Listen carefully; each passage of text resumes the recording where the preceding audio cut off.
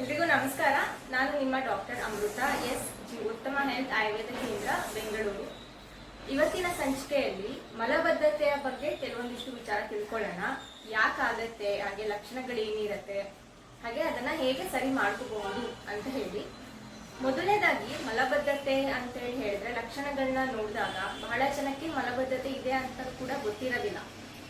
ಒಂದೆರಡು ದಿನ ಮಲ ವಿಸರ್ಜನೆ ಮಾಡಿಲ್ಲ ಅಂದಾಗ ಮಾತ್ರ ಅದನ್ನು ಮಲಬದ್ಧತೆ ಅಂತ ಹೇಳೋದಿಲ್ಲ. ಗಟ್ಟಿಯಾಗಿ ಹೋಗ್ತಾ ಇದೆ ಮೋಷನ್ಸ್ ಅಂತ ಹೇಳಿದಾಗ, ಅಥವಾ ಮಲ ವಿಸರ್ಜನೆ ಮಾಡುವಾಗ ತುಂಬಾ ಕಷ್ಟ ಪಡ್ತಾರೆ, ಮುಳುಕಿ ಹೋಗುವಂಥದ್ದು, ಅಥವಾ ಹೊಟ್ಟೆ ಕ್ಲೀನ್ ಆಗಿಲ್ಲ ಅಂತ ಹೇಳಿ ಅನ್ಸಿದ್ರೆ ಇನ್ನೂ ಹೋಗ್ಬೇಕಂತ ಅನಿಸ್ತಾ ಇರತ್ತೆ, ಅಥವಾ ಹೊಟ್ಟೆ ಒಳಗಡೆ ಇನ್ನೂ ಉಳ್ಕೊಂಡ್ಬಿಟ್ಟಿದೇನೋ ಅಂತ ಹೇಳಿ ಅನಿಸ್ತಾ ಇರತ್ತೆ. ಇವೆಲ್ಲ ಲಕ್ಷಣಗಳಿದ್ರೆ ಅದನ್ನ ಮಲಬದ್ಧತೆ ಅಂತ ಹೇಳ್ತೇವೆ. ಯಾಕೆ ಉಂಟಾಗತ್ತೆ, ಕಾರಣಗಳೇನು ಅಂತ ಹೇಳಿದ್ರೆ ಆಹಾರ ಪದ್ಧತಿ ಮತ್ತೆ ಜೀವನ ಶೈಲಿ. ಇದೇ ಎಲ್ಲ ಒಂದು ಸಮಸ್ಯೆಗಳಲ್ಲೂ ಕಾರಣಗಳಿರುವಂಥದ್ದು ಇದರಲ್ಲೇ. ಆಹಾರದಲ್ಲಿ ನೋಡಿದ್ರೆ ಯಾರು ತುಂಬಾ ಅತಿಯಾಗಿ ಪ್ರೋಟೀನ್ ರಿಚ್ ಫುಡ್ ಅನ್ನ ತಗೋತಾರೆ. ಪ್ರೋಟೀನ್ ನಮ್ಮ ದೇಹಕ್ಕೆ ಬೇಕು ನಿಜ, ಆದ್ರೆ ಅತಿಯಾಗಿ ಪ್ರೋಟೀನ್ ಅನ್ನ ಸೇವನೆ ಮಾಡಿದಾಗ ಅದು ಡೈಜೆಷನ್ಗೆ ಹೆವಿ ಇರೋ ಕಾರಣದಿಂದಾಗಿ ಮಲಬದ್ಧತೆ ಉಂಟಾಗುತ್ತೆ. ನಾನ್ ವೆಜ್ ಇರ್ಬೋದು, ಅಥವಾ ಬೇರೆ ಇನ್ಯಾವುದೋ ಪ್ರೋಟೀನ್ ಹೆಚ್ಚಿರುವಂತ ಆಹಾರ ಪದಾರ್ಥಗಳನ್ನ ಅತಿಯಾಗಿ ಸೇವನೆ ಮಾಡ್ತಾ ಇದ್ದಾರೆ ಅಂತೇಳಿ ಹೇಳಿದಾಗ, ಅಥವಾ ಹೆವಿಯಾಗಿ ಆಹಾರ ತಿಂತಾ ಇದ್ದಾರೆ, ಮೇಲೆ ತಿನ್ನೋದು, ಅಥವಾ ಹೊಟ್ಟೆ ತುಂಬಿದ್ರು ಮತ್ತಷ್ಟು ತಿಂತಾ ಇರೋದು, ಮತ್ತೆ ಲೇಟ್ ನೈಟ್ ಊಟ ಮಾಡೋದು, ರಾತ್ರಿ ತುಂಬಾ ಲೇಟ್ ಆಗಿ ಊಟ ಮಾಡಿಬಿಟ್ಟು ಊಟ ಮಾಡಿದ ತಕ್ಷಣ ಮಲ್ಕೊಳ್ಳುವಂಥದ್ದು, ಹಾಗೆ ಮೈದಾ ಪದಾರ್ಥಗಳು, ಜಂಕ್ ಫುಡ್ಗಳು, ಪ್ರೊಸೆಸ್ಡ್ ಫುಡ್, ಎಣ್ಣೆ ಪದಾರ್ಥಗಳು, ಇದನ್ನೆಲ್ಲ ಯಾರು ತುಂಬಾ ಹೆಚ್ಚಾಗಿ ಸೇವನೆ ಮಾಡ್ತಾ ಇರ್ತಾರೆ ಅವರಲ್ಲಿ ಮಲಬದ್ಧತೆ ಉಂಟಾಗಬಹುದು. ಇನ್ನು ಜೀವನ ಶೈಲಿನಲ್ಲಿ ಏನ್ ಕಾರಣಗಳಿರತ್ತೆ ಅಂತ ಹೇಳಿದ್ರೆ, ನಿದ್ದೆ ಸರಿಯಾಗಿ ಆಗಿಲ್ಲ, ಅಥವಾ ರೆಗ್ಯುಲರ್ ಆಗಿ ಆಗ್ತಾ ಇಲ್ಲ, ಅಥವಾ ನಿದ್ದೆ ಟೈಮ್ ಸರಿಯಾಗಿ ಆಗ್ತಾ ಇಲ್ಲ. ಸ್ಲೀಪ್ ಸೈಕಲ್ ಅಂತ ನಾವೇನ್ ಹೇಳ್ತೀವಿ, ರಾತ್ರಿ ಎಲ್ಲ ಎಚ್ಚರ ಇದ್ದು ಬೆಳಗ್ಗೆ ಎಲ್ಲ ಮಲ್ಕೊಳ್ಳೋದು, ಅಥವಾ ನೈಟ್ ಶಿಫ್ಟ್ ಡ್ಯೂಟಿ ಮಾಡ್ತಾ ಇರೋರು ಲೇಟ್ ನೈಟ್ ಮೊಬೈಲ್ ನೋಡ್ಕೊಂತ ಮಲ್ಕೊಳ್ಳೋದು. ಸೊ ಈ ತರ ಸ್ಲೀಪ್ ಸೈಕಲ್ ವೇರಿಯೇಷನ್ ಇತ್ತು ಅಂದ್ರೂ ಕೂಡ ಮಲಬದ್ಧತೆ ಆಗುತ್ತೆ. ಯಾರು ವ್ಯಾಯಾಮ ಮಾಡ್ತಾ ಇರೋದಿಲ್ಲ, ಅಥವಾ ಸ್ಟ್ರೆಸ್ ಮ್ಯಾನೇಜ್ಮೆಂಟ್ ಸರಿಯಾಗಿ ಮಾಡ್ಕೊಂತಾ ಇರಲ್ಲ, ತುಂಬಾನೇ ಹೈ ಲೆವೆಲ್ಸ್ ಆಫ್ ಸ್ಟ್ರೆಸ್ ಇದೆ ಅಂತ ಹೇಳಿದ್ರು ಕೂಡ ಮಲಬದ್ಧತೆ ಉಂಟಾಗತ್ತೆ. ಹಾಗೆ ನೀರು ಕಡಿಮೆ ಕುಡಿತಾ ಇದ್ದಾರೆ ತುಂಬಾನೇ ಅಂತ ಹೇಳಿದ್ರು ಕೂಡ ಮಲಬದ್ಧತೆ ಉಂಟಾಗಬಹುದು. ಕೆಲವೊಂದು ಹಾರ್ಮೋನಲ್ ಇಂಬ್ಯಾಲೆನ್ಸಸ್ ಅಲ್ಲಿನೂ ಕೂಡ ಮಲಬದ್ಧತೆ ಒಂದು ಲಕ್ಷಣ ಆಗಿರುತ್ತೆ. ಎಕ್ಸಾಂಪಲ್ ತಗೊಂಡ್ರೆ ಹೈಪೋಥೈರಾಯ್ಡಿಸಮ್ ಅಂತ ಹೇಳ್ತೀವಿ. ಥೈರಾಯ್ಡ್ ಗ್ರಂಥಿ ಸರಿಯಾಗಿ ಕೆಲಸ ಮಾಡ್ತಾ ಇಲ್ಲ, ಕಡಿಮೆ ಕೆಲಸ ಮಾಡ್ತಾ ಇದೆ ಅಂತ ಅಂದಾಗ್ಲೂ, ಥೈರಾಯ್ಡ್ ಹಾರ್ಮೋನ್ಸ್ ನ ಲೆವೆಲ್ಸ್ ಕಡಿಮೆ ಇದೆ ಅಂತ ಅಂದಾಗ್ಲೂ ಅದರಿಂದ ಕಾನ್ಸ್ಟಿಪೇಷನ್ ಆಗ್ತಾ ಇರತ್ತೆ. ಸೊ ಇದೆಲ್ಲ ಕಾರಣಗಳಿಂದಾಗಿ ಮಲಬದ್ಧತೆ ಉಂಟಾಗ್ತಾ ಇರತ್ತೆ. ಇನ್ನು ಇದನ್ನ ಹೇಗೆ ಪರಿಹಾರ ಮಾಡ್ಕೊಳ್ಳೋದು? ಮಲಬದ್ಧತೆ ತೊಂದರೆ ಇತ್ತು ಲಾಂಗ್ ಟರ್ಮ್ ಅಲ್ಲಿ ಅಂತ ಹೇಳಿದ್ರೆ ಏನ್ ತೊಂದರೆ ಆಗತ್ತೆ, ಅದನ್ನ ಯಾಕೆ ಸರಿ ಮಾಡ್ಕೋಬೇಕು, ಮಾಡ್ಕೊಂಡಿಲ್ಲ ಅಂದ್ರೆ ಏನು ಆಗಬಹುದು ಅಂತ ಹೇಳಿದ್ರೆ, ಮೊದಲನೇದಾಗಿ ಬರುವಂತದ್ದೇ ಮೂಲವ್ಯಾಧಿಗಳು. ಪೈಲ್ಸ್ ಇರ್ಬೋದು, ಅಥವಾ ಫಿಶರ್ ಇರ್ಬೋದು, ಇಲ್ಲ ಫಿಸ್ಟುಲಾ ಇರ್ಬೋದು. ಇದರಲ್ಲಿ ಯಾವುದಾದ್ರೂ ಒಂದು ಮೂಲವ್ಯಾಧಿಗಳು ಖಂಡಿತವಾಗ್ಲೂ ಬರಬಹುದು. ಯಾರಲ್ಲಿ ಮೂಲವ್ಯಾಧಿಗಳು ಬಂದಿರುತ್ತೆ ಅವರಲ್ಲಿ ಖಂಡಿತವಾಗ್ಲೂ ಮಲಬದ್ಧತೆ ಸಮಸ್ಯೆ ಇದ್ದೇ ಇರುತ್ತೆ, ಆದ್ರೆ ಅವರಿಗೆ ಇದು ಮಲಬದ್ಧತೆ ಅಂತ ಗೊತ್ತಿರ್ಲಿಕ್ಕಿಲ್ಲ. ಇನ್ನು ಎರಡನೇದಾಗಿ ಮಲಬದ್ಧತೆಯಿಂದ ಬರೀ ಮೂಲವ್ಯಾಧಿಗಳಷ್ಟೇ ಆಗೋದಲ್ಲದೆ ಬೇರೆ ಒಂದು ಸಮಸ್ಯೆಗಳು ಕೂಡ ಬರಬಹುದು. ಆಟೋ ಇಮ್ಯೂನ್ ಕಾಯಿಲೆಗಳಾಗಿರ್ಬೋದು, ಅಥವಾ ಚರ್ಮ ರೋಗಗಳಿರ್ಬೋದು, ಇವುಗಳು ಕೂಡ ಬರೋ ಸಾಧ್ಯತೆ ಇರುತ್ತೆ. ಹೆಂಗೆ ಅಂತ ಹೇಳಿದ್ರೆ, ಮಲವಿಸರ್ಜನೆ ಸರಿಯಾಗಿ ಆಗ್ತಾ ಇಲ್ಲ ಅಂತ ಹೇಳಿದಾಗ ದೇಹದಲ್ಲಿ ಟಾಕ್ಸಿನ್ಸ್ಗಳು ಅಥವಾ ವಿಷಾಂಶಗಳು ಜಾಸ್ತಿ ತುಂಬಿಕೊಂತಾ ಇರುತ್ತೆ.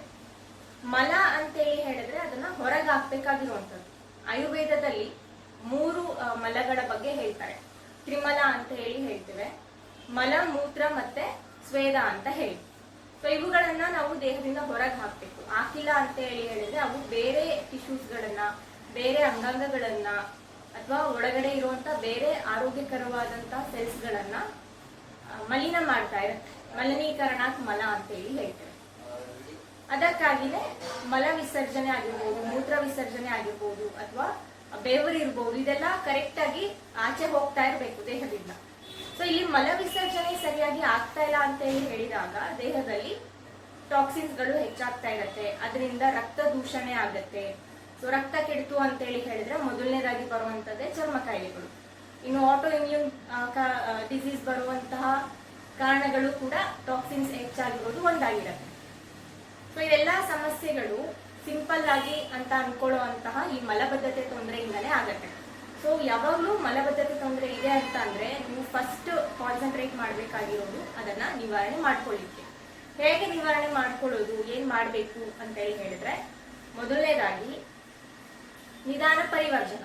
ಸೊ ಯಾವ್ದೆಲ್ಲ ಕಾರಣಗಳಿಂದಾಗಿ ಮಲಬದ್ಧತೆ ಆಗತ್ತೆ ಅಂತ ಹೇಳಿ ನಾನು ಹೇಳಿದೆ, ಅದನ್ನೆಲ್ಲ ಅವಾಯ್ಡ್ ಮಾಡಬೇಕು.